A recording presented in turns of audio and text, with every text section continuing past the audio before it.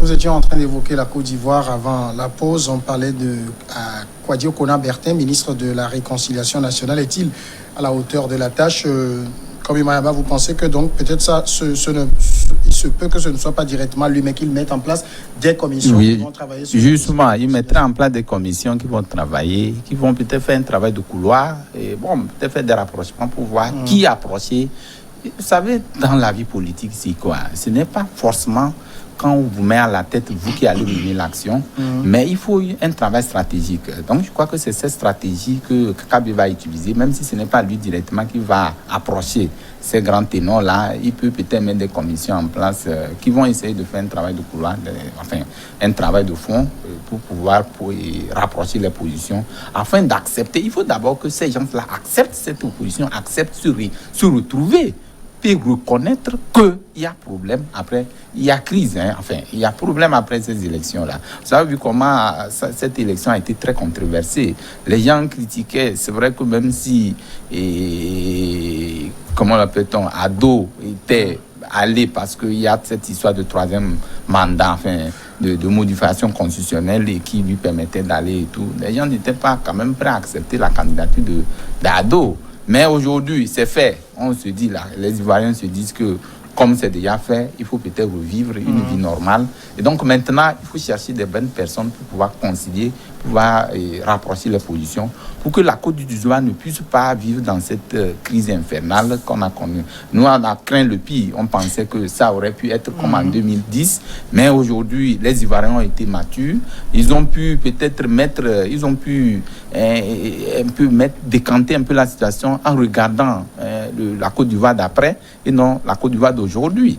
Donc c'est ce qui est intéressant. Si aujourd'hui l'opposition pense à la Côte d'Ivoire, elle a intérêt à se retrouver autour de ce ministère-là pour pouvoir faire un travail d'ensemble et trouver une solution politique au niveau ivoirien. Parce que n'oubliez pas qu'ils sont en train de parler de la CEI, qui va appeler certainement des élections législatives dans le premier trimestre du mois de l'année 2021. Donc toutes ces questions seront débattues et que le juste milieu sera trouvé pour que ça puisse permettre à tout acteur politique de pouvoir s'inscrire dans cette logique d'élection et qui ne puisse plus amener des questions. Le président Alassane Ouattara lui-même a dit que j'ai instruit le Premier ministre Bakayoko de reprendre les discussions avec les partis politiques pour mettre en œuvre les recommandations de la CEDEAO relatives à la commission électorale indépendante dans la perspective de la tenue des législatives dans le courant du premier trimestre 2021.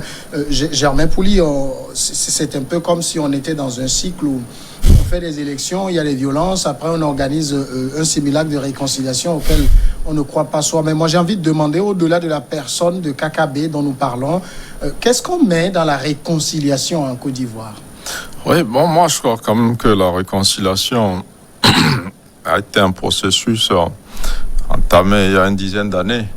La réconciliation, c'est le nécessaire après ce qui est arrivé il y a 10 ans, où des milliers d'Ivoiriens ont perdu la vie dans cette guerre-là.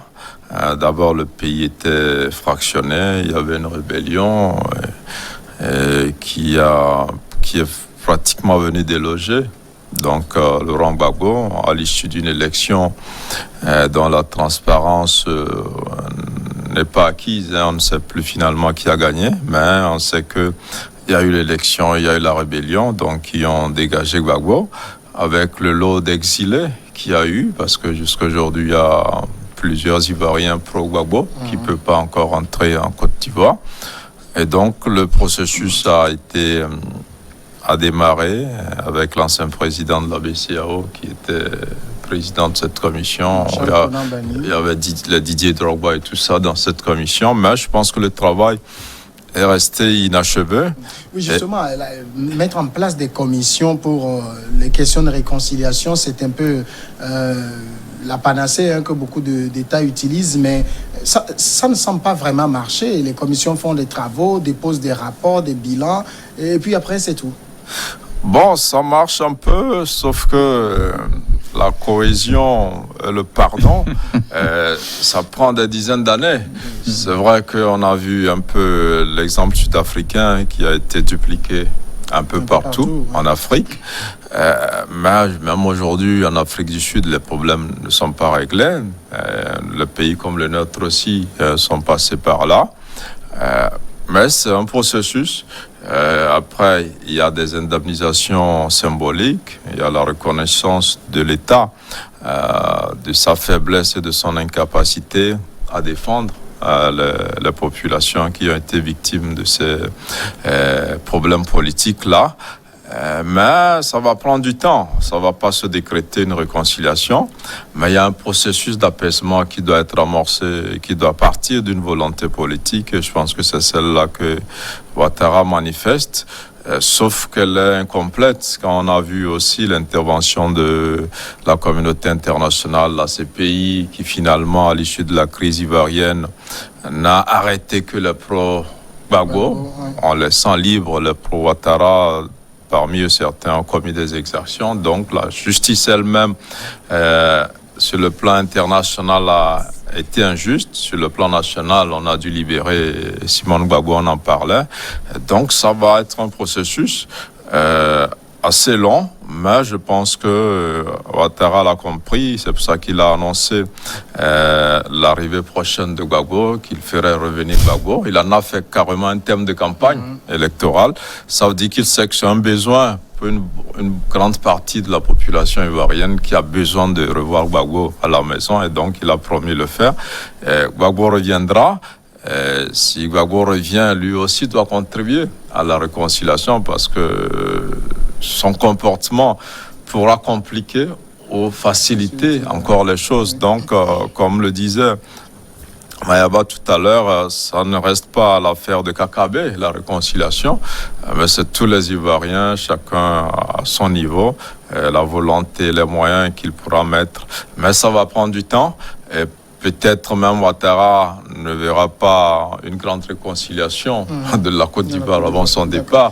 Ça pourrait être un autre président qui viendra apaiser beaucoup plus les rancœurs. La question aussi reste posée. Alassane Ouattara, c'est l'homme par qui beaucoup de choses sont arrivées, même si c'est vrai, on peut dire qu'il y avait des violences avant son accession au pouvoir, mais il était toujours dans l'ombre depuis le temps de Houphouët-Boigny, et qui manipulait les choses. Est-ce qu'il est l'homme le mieux placé pour faire la réconciliation en Côte d'Ivoire? Oui, je pense que Germain l'a dit, c'est-à-dire que la réconciliation, c'est un processus, ça prendra autant de temps. Et puis, par moment, ça donne l'impression le processus donne l'impression de patiner. Mais ça va toujours au bout. Il a bien fait de donner l'exemple de l'Afrique du Sud.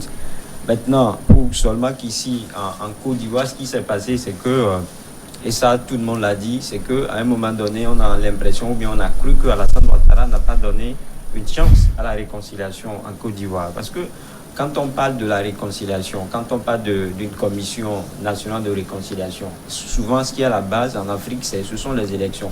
Les élections semées, ou bien les élections qui engendrent des violences, et on parle de crise post-électorale. C'est souvent la suite de ces élections-là, des scrutins, surtout présidentiels, que cette commission est mise en place.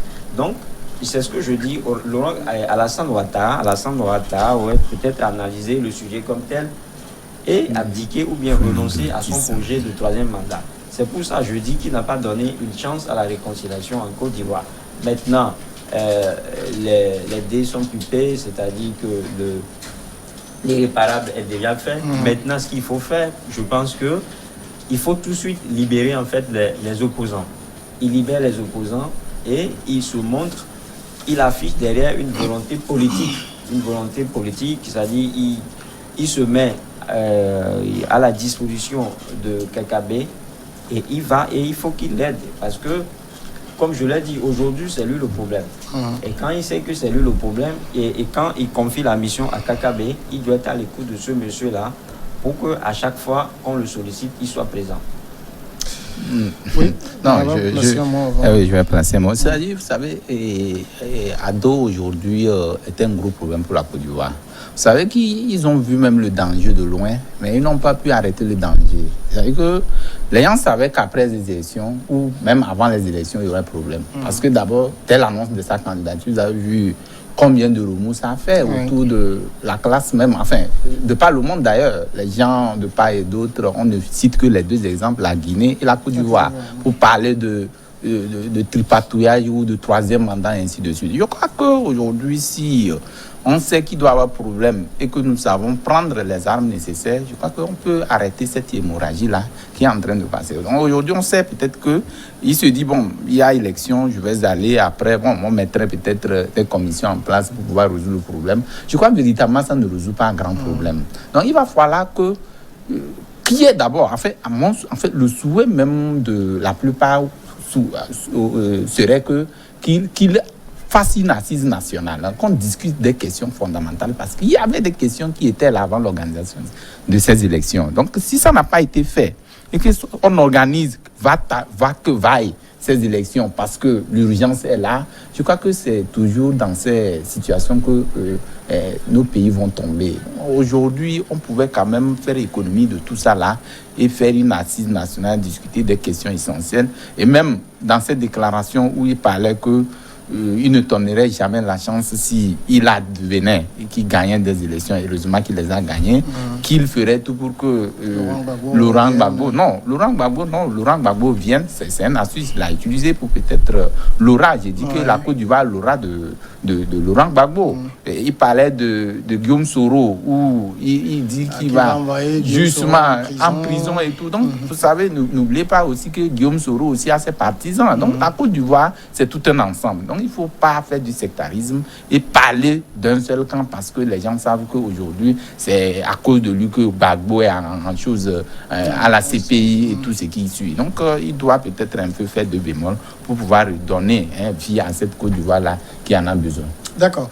Deuxième sujet, nous parlons aussi de la Guinée. Là-bas, on est aussi dans l'escarcelle de la crise post-électorale et on annonce le décès d'un opposant. Un opposant guinéen en détention depuis septembre à Conakry est mort dans la nuit de mercredi 16 au jeudi 17 décembre. Roger Bamba, une quarantaine, était membre de la cellule de communication et responsable des jeunes de l'Union des forces démocratiques de Guinée, le principal parti de l'opposition dirigé par Cellou Dalein Diallo. Il est mort quelques heures après son transfert à l'hôpital de la capitale. Il avait été arrêté après avoir échangé des messages sur la situation politique du pays, selon sa femme, qui accuse les autorités guinéennes de maltraitance et de crimes d'État. Louis Kamako, c'est à ça que sont destinés les opposants guinéens. Pas seulement les opposants guinéens. Le problème, c'est un problème général pour les opposants de la sous-région. Je le dis comme ça, Dogo, parce que la réalité est presque la même en fait sur le continent noir, malheureusement. Et la mort de Roger Bamba en fait ressent le débat sur les conditions de détention dans nos prisons en Afrique, notamment les détenus politiques. C'est souvent déplorable de constater que dans nos prisons, par exemple, on n'arrive pas à séparer les prisonniers de droit commun des prisonniers politiques. C'est déplorable. Oui, mais le problème, c'est que quand il y en a qui disent qu'il n'y a même pas de prisonniers politiques, là, ça, c'est un autre et je ne saurais me prononcer là-dessus. Mais ce qu'il y a, c'est qu'il y a des détenus politiques, c'est-à-dire quand vous arrêtez des opposants qui ne revendiquent que, ou qui ne constatent que le résultat d'une élection, ce sont des détenus politiques. Peu importe ce qu'on dit, c'est vrai que ailleurs, les gens parlent de détenus de droit commun et que quand on parle de détenus politiques, quand la personne est arrêtée pour son opinion. Bon, c'est ce qu'on a pensé nous expliquer. Maintenant, même moi, je le dis, il y a des détenus politiques et c'est vraiment ahurissant de voir que dans nos prisons, on n'arrive pas à leur réserver une cellule. Vous mettez quelqu'un, un homme politique, au-delà de tout, c'est une responsable, c'est une sommité de l'État. Vous le mettez dans la même cellule qu'un brigand, qu'un délinquant. Et alors que c'est des gens qui ne sont pas bien aimés en fait. Ce sont des ennemis pour beaucoup de personnes. Quand vous prenez par exemple, je prends l'exemple du confrère Germain par exemple qui est un parti politique.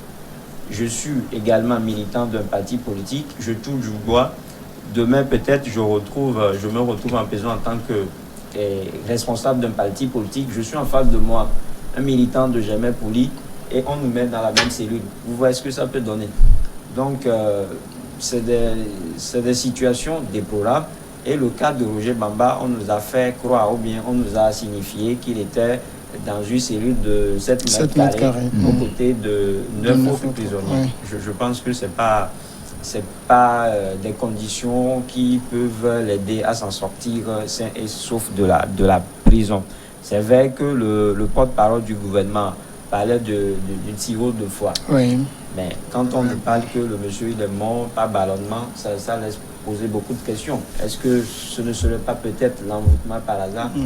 Donc la question reste à poser. Mais comme je le dis, le débat il est recentré sur les conditions de détention dans les prisons en Afrique. Alors, 2 questions. D'abord, est-ce qu'on peut, dans le cas d'espèce, parler de prisonniers politiques? Et deuxièmement, est-ce qu'on peut dire qu'il est mort suite aux conditions carcérales qui s'apparentent à de la torture? Je crois que c'est la position de son parti. Son parti estime que les conditions de détention ont provoqué la mort de ce jeune cadre de l'Union démocratique de Guinée. On peut le dire. Maintenant, l'administration se défend en disant qu'il est mort de cirrhose de foie et qu'elle est partante si la famille veut qu'une autopsie donc soit réalisée.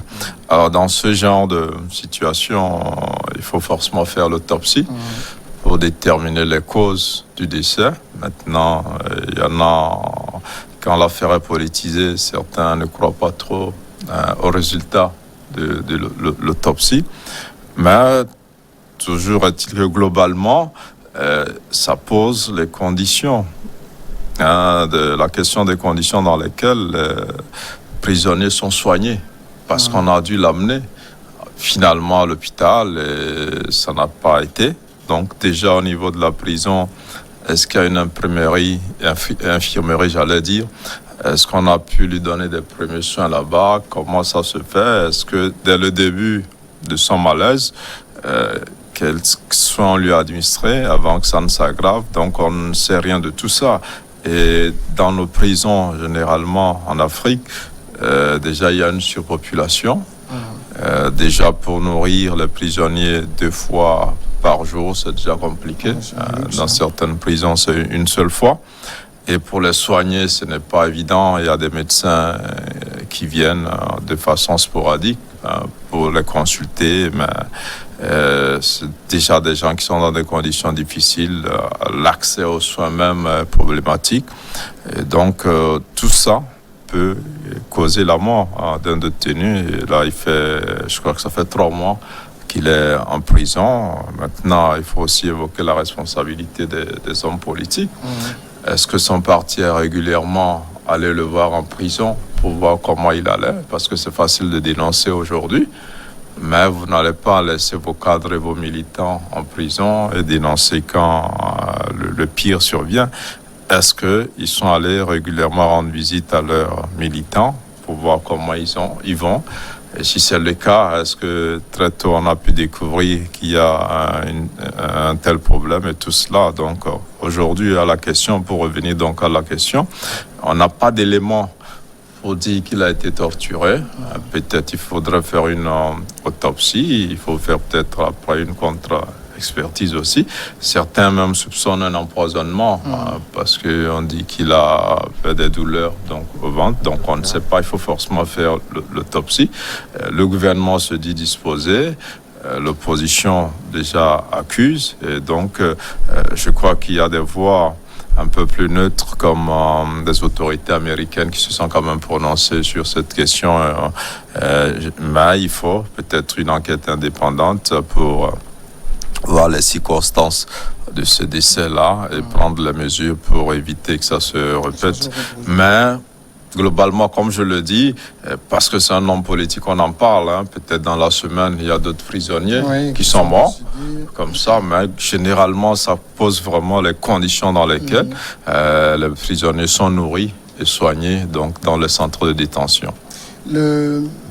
en tout cas, la raison que donne, l'argument que donne le pouvoir pour expliquer le décès de Roger Bamba, on parle de cirrhose de foie, mais cirrhose de foie ou pas, il est mort en détention et le pouvoir ne peut pas non plus décliner toute responsabilité. Oui, le pouvoir, même sa femme l'a dit, que c'est un crime d'État. Vous savez, quand un homme politique, enfin un homme dans son âme, je ne prends même pas un homme politique, un homme qui a été arrêté dans des conditions, enfin qui a été arrêté pour des crimes et je ne sais pas quoi, qui a été incarcéré, il faut d'abord voir les conditions d'incarcération, enfin, les conditions dans lesquelles ils ont été incarcérés. Donc, il y a tous ces pesanteurs-là qui jouent. Aujourd'hui, ce monsieur est parti et tout ce blablabla qui est en train de raconter autour de cette personnalité, elle ne veut plus.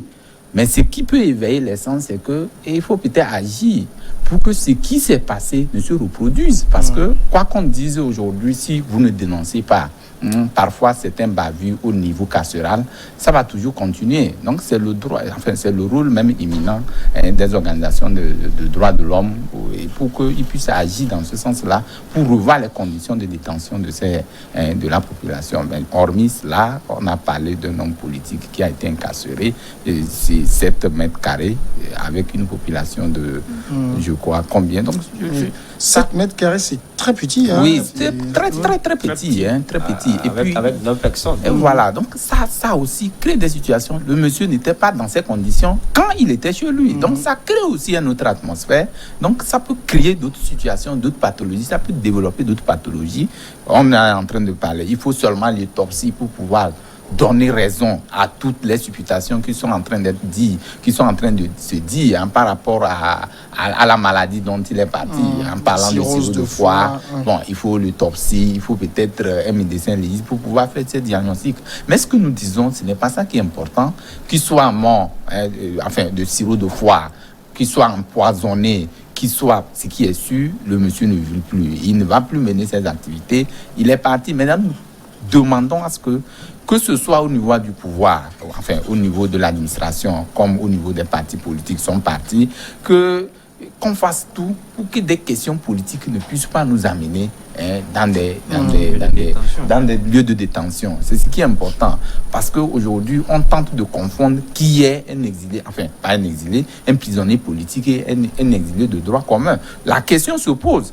Puisque parfois, quand vous prenez quelqu'un dans des conditions que nous connaissons, c'est vrai qu'il peut exprimer son opinion politique, vous l'arrêtez, mais vous pouvez le coller aussi d'autres chiers d'accusations qui sont contraires à l'action même qu'il a posée. Donc, ça fait qu'aujourd'hui, il y a un problème qui se pose à ce niveau-là. Il faut faire tout pour que même, pour quelle que soit l'opinion que l'un ou l'autre pose, dans le sens même de la politique, que les gens ainsi essaient de revoir la copie pour qu'on ne puisse pas dire que telle personne a été incarcérée. Mais n'oubliez pas ceci, c'est pas parce que je suis un homme politique que je me permets toute action. Parce qu'il y a quand même une loi qui régit la République et donc nous sommes tous obligés de revoir cette loi. C'est le porte-parole du ministère de la Justice, Sékou Keïta, qui explique les causes du décès en parlant de cirrhose de foie. Sauf que dans les circonstances normales, lorsqu'on vous amène quelqu'un que vous placez en détention, si la personne souffrait de cirrhose de foie ou avait quelques problèmes de santé, elle vous le signifie.